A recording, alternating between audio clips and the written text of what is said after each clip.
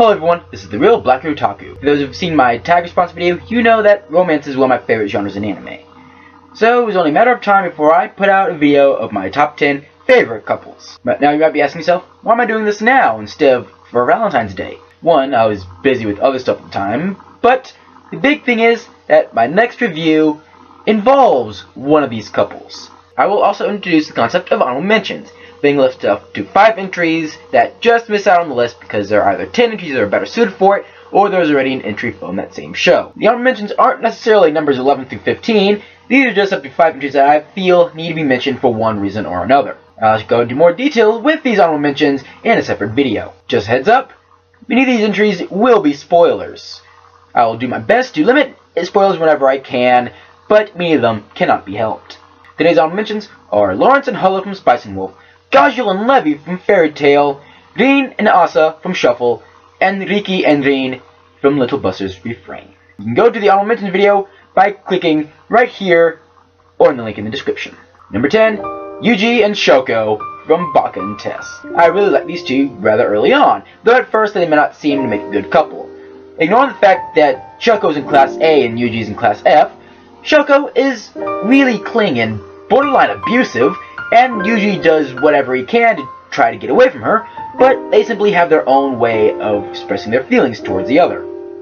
I liked these two as a couple when I watched the first season, but I loved it even more when I learned their backstory in the second season. Their relationship might seem strange, but I loved it nonetheless. Number 9, Jin and Toa from Dragonaught. I really can't think of much to say about these two, but they just about need each other.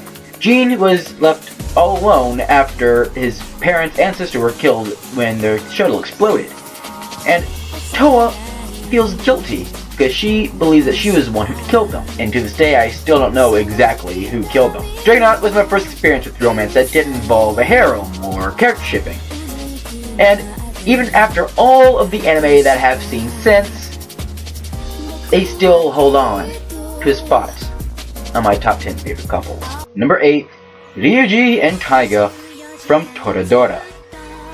Now this one might count as a spoiler since they don't really start to go out until later in the show, but at the same time, it isn't, because the way the show is set up, it's made rather obvious that they're going to go out in the end. At first, Taiga was in love with Ryuji's best friend Kitamura, and Ryuji was in love with Taiga's best friend Minori. At first, the relationship was just about them trying to hook the other up with their respective crushes, but in the process, they ended up falling in love with each other.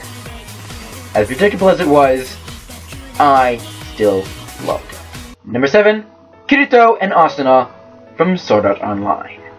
Now, as much as I'm willing to defend the show, it does have more than its fair share of issues, including how the relationship between Kirito and Asuna was rather rushed. However, I really liked how well they worked together. People have given an SAO crap because it focused more on the romance when it should have been more about the action. But I thought the romance made it better than it already was. It also led to some of the more slower episodes, allowing the events that have already happened to set in, and allowing us to get more attached to Kirito and Asuna as characters and as a couple. Though the latter half wasn't nearly as good as the first, the romance between these two was the driving force behind that arc, making it worth sitting here. Number 6, Yuki and Yuno from Future Diary. I'm not gonna lie, I did not think a romantic relationship between these two was gonna work, for obvious reasons, but I was pleasantly surprised. Despite Yuno's psychotic obsession with Yuki, and in spite of many of the events that have happened in the show, their love, their mutual love, was real. I felt that even more when I learned Yuno's backstory, because I learned just why she loves Yuki so much, and allowed me to truly feel for them more than I already did. It's love like that that puts this unlucky couple at number 6. Number 5, Simone and Nia from Gurren Lagann. Now I'm going to be forced to drop a very major spoiler for this one, so if you have not seen Gurren Lagann yet, or are currently watching it but have not met Nia yet, I highly recommend you skip to number 4 right now.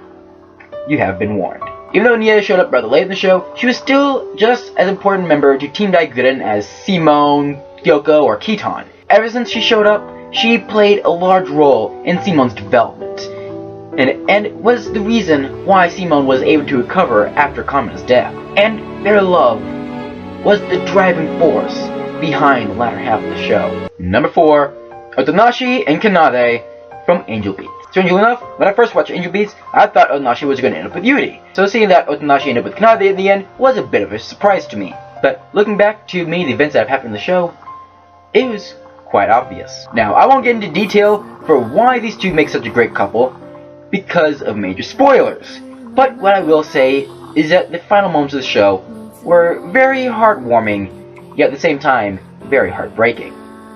I've also seen this picture show up on Facebook a couple times, and each time I've seen it, I couldn't help but keep scrolling down to it several times that day, because the thought of these two meeting up again in the next life fills me with so many feels. Number 3, Renji and Chihiro from F A Tale of Memories. Now, I'm pretty sure just about everyone saw this one coming, because it's popular opinion this was the better of the two timelines and memories. Somewhat similar to the relationship between Ryuji and Taiga, their relationship was mostly about them trying to write a novel together.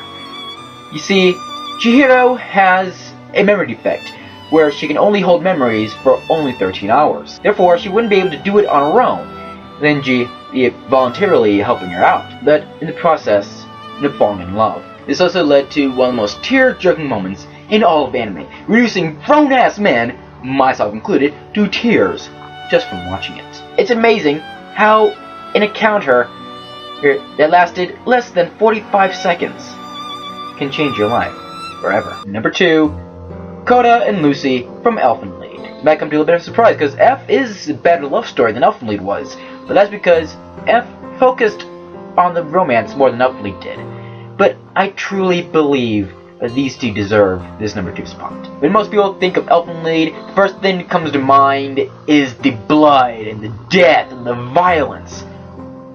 But not me. When I think of Elfen Lied, the first thing I think about is the romance between these two. As individuals, they have both gone through hell, some of which may or may not have been triggered by the other, but that's another spoiler for another time. Go ahead and accuse me of being biased towards Lucy and Elfen Lied in general.